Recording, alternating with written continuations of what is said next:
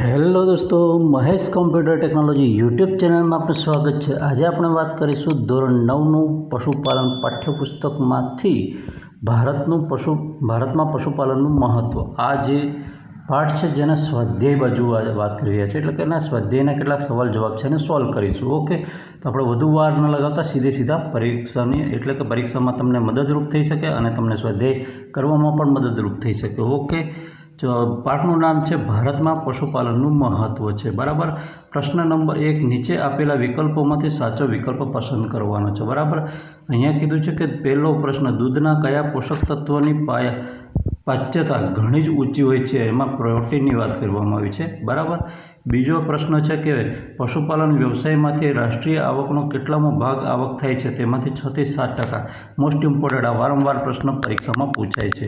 એના પછી છે ત્રીજો પ્રશ્ન છે, પશુના કયા ભાગમાંથી સરીસ બનાવવામાં આવે છે, તો હાડકાને દળવામાં આવે છે ને એમાંથી બનાવવામાં આવે છે। ચલો છોડો, હવે એના પછી આપણે પહોંચી જઈશું બીજા નંબરના ક્વેશ્ચન પર, જે 1-2 વાક્યવાળા છે। 1-2 વાક્યને આપણે તમે સીધા વાક્યમાં રૂપાંતર કરી શકો છો। પશુઓમાં કયો પ્રાણીજન્ય ખોરાક મળે છે? પશુઓમાંથી કયો પ્રાણીજન્ય એટલે કે પશુઓમાંથી આપણને જનરલી માંસ મળે છે, દૂધ મળે છે, દહીં, છાશ, માખણ, ઘી વગેરે જેવી ચીજ વસ્તુઓ મળતી હોય છે, બરાબર। પશુઓ ગ્રામોદ્યોગ માટે કઈ વસ્તુઓ પૂરી પાડે છે? એટલે પશુઓ જે બેઝિક ઉદ્યોગ છે એના માટે કઈ વસ્તુ પૂરી પાડે છે? તો હાડકાં પૂરા પાડે છે, ચામડા, ઊન, વાળ, ખરીઓ અને શિંગડામાંથી અવનવી ચીજ વસ્તુઓ બનાવે છે। તમને કદાચ મગ એવું નામ ખબર હશે, કપ જેવું મોટું, એ જે વીઆઈપી આવે છે ને વાસ્તવમાં શિંગડાના બનેલા હોય છે। ઓકે, આપણા પ્લાસ્ટિક જેવા લાગે પણ પ્લાસ્ટિકના હોતા નથી મિત્રો। આવી ઘણી ચીજ વસ્તુઓ છે જે હાડકામાંથી બનતી હોય છે, આભૂષણો પણ બનતા હોય છે। ગુજરાત રાજ્યમાં પશુપાલન વ્યવસાયના વિકાસમાં એટલે કે એનો કયા ક્ષેત્રમાં ફાળો છે? તો ખેતી અને ગ્રામોદ્યોગની અંદર છે, બરાબર। પશુઓ દ્વારા સજીવ ખેતી માટે ઉપયોગી કયું ઘટક પ્રાપ્ત થાય છે? તો એમાં ખેતી માટે તો આપણને ઓનલી છાણ ઉપયોગી થાય છે। કયું? છાણ, બરાબર, જેને સેન્દ્રિય ખાતર તરીકે કહેવામાં આવે છે। છાણને આપણે ખેતરમાં નાખીને પાક સારો મેળવી શકીએ છીએ। પશુ આપણને ખેતીની કઈ આડપેદાશનો ઉપયોગ કરીને ઉપયોગી દૂધ આપે છે? તો એમાં ખેતીની આડપેદાશ એટલે કે ખેતી આપણે કહીએ, માન લો મકાઈ કરીએ છીએ પણ એની સાથે બીજી આડપેદાશ કઈ ચીજ વસ્તુ હોય છે? તો ઘાસ હોય છે, બરાબર, આવી ઘણી બધી હોય છે, ડુંડા હોય છે ને આવું બધું। હવે આમાંથી કડપ, આ દેખો ઘાસની વાત આવી, અને નિંદામણ અને પરાળ, આ જે ચીજ વસ્તુ છે એનો ઉપયોગ કરીને એ આપણે પશુને ખવડાવીએ છીએ અને એમાંથી આપણે ઉત્પાદન મેળવીએ છીએ। હવે કારણ આપો, અહીંયા છે તો પ્રશ્ન 3, કારણ આપો, કારણ 7 છે, સાથે 7 કારણ તમારે લખવાના રહેશે। અને પછી છે ટૂંકનો જ છે, 2 ટૂંકનો જ છે, એ તમારે લખવાની રહેશે। વિડીયો સ્કીપ નહીં કરતા। આપણે હા, 5મો પ્રશ્ન છે, દૂધ સાથે સંપૂર્ણ ખોરાક ગણાય છે અને સ્વરોજગારી માટે પશુપાલન કઈ રીતે ઉપયોગી છે એની બાજુ જઈશું। હવે અહીંયા આપણે પ્રશ્નો પર સીધા પહોંચી જઈએ। અહીંયા કારણ આપો, પહેલું છે, ગુજરાતમાં પશુપાલન ઉદ્યોગ વિકસ્યો છે, એનું કારણ શું છે? તો ગુજરાતમાં લોકોએ આ વ્યવસાયને જીવન નિર્વાહના વ્યવસાય તરીકે સ્થાન આપ્યું છે। કેટલાક જિલ્લાઓમાં તો પશુપાલનને આ સેમ મિત્રો ટેક્સમાં છે જ, આવો પેરેગ્રાફમાં અંદર લખેલું જ છે। પશુપાલનને મુખ્ય વ્યવસાય તરીકે પણ સ્વીકારવામાં આવ્યો છે। પશુપાલન દ્વારા થતી આવક ગુજરાત રાજ્યની કુલ આવકના 15% જેટલી થાય છે, જ્યારે ખેતીની આવકના 50% જેટલી માત્ર પશુપાલનમાંથી મળે, એટલે કે પશુ વેરી ઇમ્પોર્ટન્ટ છે, જેથી સહકારી ડેરીઓને પણ વેગ મળ્યો છે। આથી ગુજરાત રાજ્યની કુલ આવકના અંદર જે આ વ્યવસાય છે ખૂબ મહત્ત્વનો ફાળો આપતો હોવાથી ગુજરાતમાં પશુપાલનનો ઉદ્યોગ વિકસ્યો છે। એટલે ફાયદો બહુ કરે છે એના માટે। ઓકે મિત્રો, નહીં તો ના વિકસે।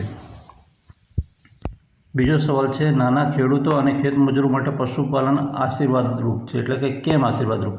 તો ગામડાના નાના ખેડૂતો અને ખેતમજૂરો 2-3 ગાયો અને ભેંસો રાખે છે। ઘણું ભણીને છતાં પણ નોકરીઓ નથી મળતી, તો પછી એમને ગાયો ભેંસો આવું રાખવાનું પડતું હોય છે। અને દૂધ ઉત્પાદન માટે પણ તેઓ બીજી કોઈ મજૂરી કરી શકતા નથી, દૂધ ઉત્પાદન મેળવે છે અને જેમાંથી તેઓએ સારા એવા પૈસા કમાય છે, બરાબર। અને પશુઓ ઉછેરીને એને વેચી પણ શકે છે। 30,000, 60,000 આ તો ઓછી રકમ છે, અત્યારની લેટેસ્ટ રકમ તો બધી 70 થી 1ની આસપાસ જતી રહે છે, બરાબર। એટલે સુધી, જેથી તેઓ સ્વમાનથી જીવી શકે છે, બરાબર. આમ પશુપાલન વ્યવસાય જે નાના ખેડૂતો અને ખેતમજૂરો છે એના માટે પશુપાલન માટે આશીર્વાદરૂપ છે. અને જે નાના ખેડૂતો છે ખેતીમાંથી જે નિંદામણ થાય છે એ સીધું પશુને ખવડાવી દે છે. ગોબર ગેસ પ્લાન્ટના જે છાણ છે, ગોબર ગેસ પ્લાન્ટ છાણના દ્વિઅર્થી ઉપયોગ ઉત્તમ સાધન છે. એટલે એ ગોબર ગેસ પ્લાન્ટ છે બે રીતે કઈ રીતે ઉપયોગી છે, તો એ બળતણ એ આપણા ઘરની સમસ્યા છે, બરાબર. મોટાભાગના છાણનો ઉપયોગ આપણે છાણા બનાવવા માટે થઈ જાય છે. એમ નહીં થાય તો શું કરે, છાણ એકઠું થઈ શકતું નથી ને વેડફાઈ જાય છે. તો જો ગોબર ગેસ હોય આપણી પાસે, તો એને પ્લાન્ટ બનાવેલો હોય તો એની અંદર આપણે ગેસ મેળવી શકીએ છીએ. શું કરીએ છીએ, એના દ્વારા ગેસ મેળવી શકીએ છીએ. અને આ એક એ સમસ્યા પણ હલ થઈ જાય, શાની, આપણી ઉર્જાની સમસ્યા, ઘરની બળતણની સમસ્યા. અને એની નીપજ એટલે કે રબડી, ગોબર ગેસના પ્લાન્ટની જે રબડી હોય છે એની અંદરથી ચોખ્ખું સેન્દ્રિય ખાતર મળે છે. એમાં કોઈ પણ પ્રકારનું બિયારણ નથી હોતું મિત્રો. ભલભલા બિયારણ ફેલ થઈ જતા હોય છે એની અંદર નાખી દીધા પછી. અને ઉચ્ચ ગુણવત્તાવાળું હોવાથી વેરી ઇફેક્ટિવ હોય છે મિત્રો. જે મિત્રો બટાકા છે, પછી શું કહેવાય આદુ છે, એની ખેતી કરે ને એના માટે તો બહુ બેસ્ટ છે. જેથી આ ગોબર ગેસ પ્લાન્ટનો જે છાણ છે એ દ્વિઅર્થી માટે વેરી ઉપયોગી છે, ઉત્તમ સાધન કહી શકાય છે, બરાબર. આ તમે જોઈને લખી શકવાનું, હું ખાલી અહીંયા સમજાવતો રહું છું. ગ્રામોદ્યોગના વિકાસમાં પશુપાલનનો બહુ મોટો ફાળો છે. તો ગ્રામોદ્યોગ માટે પશુપાલન એના વિકાસમાં કઈ રીતે મદદરૂપ થઈ છે, તો પશુપાલનમાંથી આપણને દૂધ, છાણ જેવી પેદાશો મળે છે. એ સિવાય શું મળે છે, જો પશુના મૃત્યુ પછી પણ તેમના ચામડામાંથી બૂટ, ચંપલ, ટોપી, પાકીટ વગેરે બનાવી શકાય છે. અને તેના હાડકામાંથી આભૂષણો, ગ્લુ, ખાતર અને સરેશ બનાવાય છે, બરાબર. તેમના શરીરની વિવિધ ગ્રંથિઓમાંથી અનેક દવાઓ પણ બનતી હોય છે મિત્રો. આ આપણે જાણવું જોઈએ, જેથી તેઓ એનો ઉદ્યોગમાં બહુ ઉપયોગી છે. પાંચમું છે ભારતની ખેતીમાં બળદનું સ્થાન મહત્વ. એટલે બળદ કેવું છે, વેરી ઇમ્પોર્ટન્ટ પ્રાણી છે. બળદ ખેત પેદાશોનું વહન કરવા માટે એટલે કે બળદગાડું ચલાવવા માટે ઉપયોગી થાય છે. અત્યારે નાના મિની ટ્રેક્ટર આવી ચૂક્યા છે, છતાંય ખેડૂતો કરતા જ હોય છે. જ્યાં બળદનું કામ હોય ત્યાં મિની ટ્રેક્ટર નથી કામ લાગતું.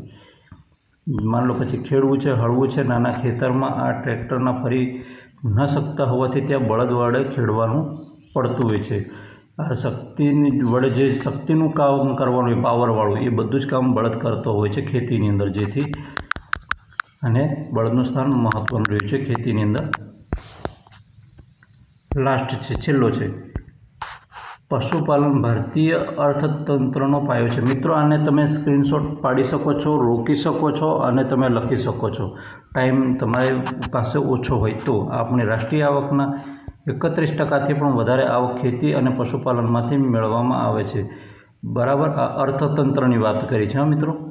માત્ર પશુપાલન વ્યવસાયમાંથી સમગ્ર રાષ્ટ્રીય આવકના 6 થી 7% આપણે એમસીક્યુમાં જોયો હતો આવક મળે છે. આમ ભારતીય અર્થતંત્રની કુલ આવકમાં પશુપાલનનો મહત્ત્વનો ફાળો છે. જેથી કહી શકાય કે પશુપાલન ભારતીય અર્થતંત્રનો પાયો છે મિત્રો.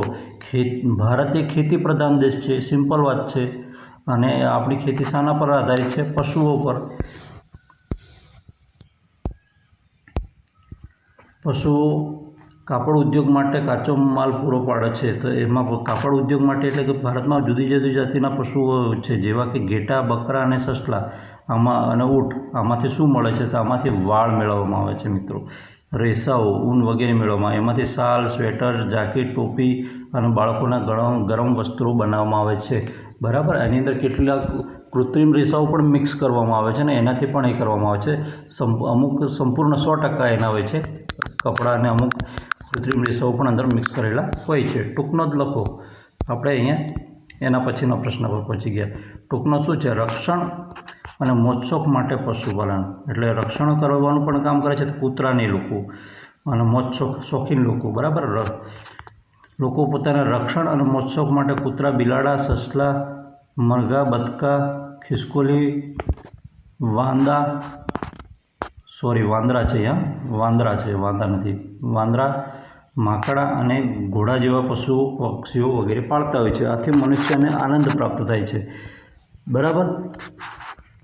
જે કૂતરા જેવા પ્રાણીઓ માલિકને અને ઘરના રક્ષણ માટે ચોકીદારનું કામ કરતા હોય છે, ગુનાઓ શોધવા માટેનું પણ કામ કરતા હોય છે, બરાબર.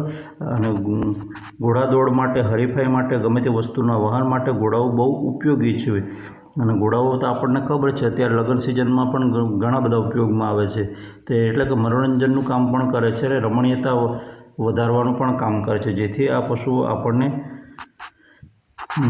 સારા ઉપયોગી થાય છે અને આપણા આંગણાની અંદર સુંદર દેખાય છે. પશુપાલન એક પૂરક ઉદ્યોગ. પૂરક ઉદ્યોગ કઈ રીતે કે જે મુખ્ય ઉદ્યોગો છે એની બાજુનો સાઈડ બિઝનેસ છે એવું કહી શકાય, બરાબર.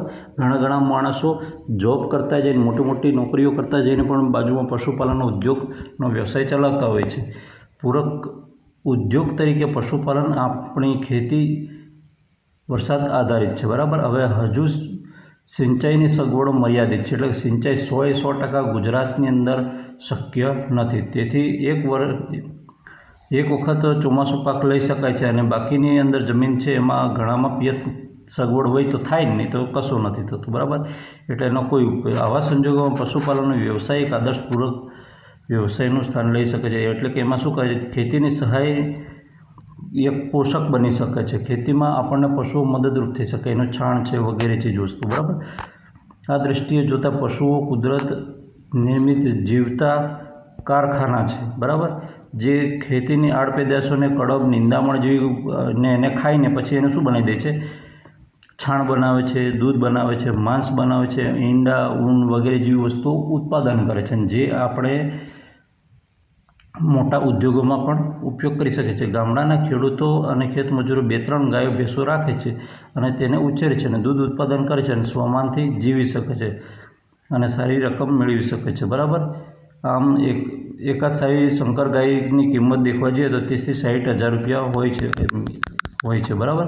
તો આ જે મૂળ ઉદ્યોગ છે, મોટા બિઝનેસ છે, એને સાઈડ ઉદ્યોગ તરીકે પણ પશુપાલન કરી શકાય છે. પશુપાલનને આમ સ્પેશિયલ કરો એવું કશું કંઈ જરૂરી નથી.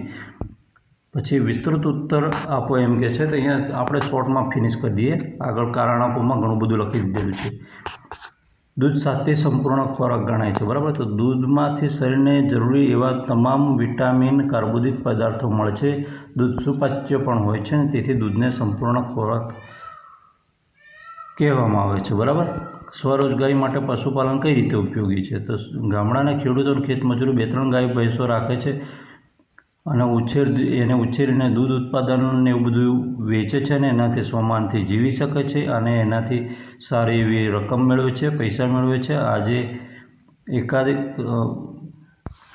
જે શંકર ગાયને આવી કેટલીક ગાયો છે, ભેંસો છે, એવી ઉછેરીને પણ વેચતા હોય છે. ઘણા બકરાઓને એવું પણ ઉછેરીને વેચતા હોય છે. અને જે બળદ છે એ બહુ જ ઉપયોગી હોય છે જે ખેતી માટે. એટલે સ્વરોજગારી માટે ઘણા મિત્રો પોતાના ખેતરોમાંથી બીજાના ખેતરમાં ખેડવા જાય ત્યાં પણ એ રીતે પણ પૈસા કમાઈ શકે છે. એટલે આ રીતે રોજગાર મેળવવા માટે પશુપાલન ખૂબ જ મહત્ત્વનું રહેલું છે. એના પછી નેક્સ્ટ આપણે આગળ જઈશું. ઓકે મિત્રો, વિડીયો ગમે તો વિડીયોને લાઇક કરજો, ચેનલ પર ન હોય તો ચેનલ સબસ્ક્રાઈબ કરજો. આપણે આવા જ વિડીયો છે, એટલે કે પશુપાલનના વિડીયો તમને ગુજરાતની કોઈ પણ ચેનલ પર નહીં જોવા મળે. માત્ર આપણી આ એક જ ચેનલ છે કે જેની પર જોવા મળશે અને આની પર જોડાયેલા રહેજો. પરીક્ષામાં વેરી મદદરૂપ થઈશું. આપણે પૂરેપૂરા પાઠોને આ રીતે વિડીયો બનાવવાનો પ્રયત્ન 100% કરીશું. જય હિન્દ.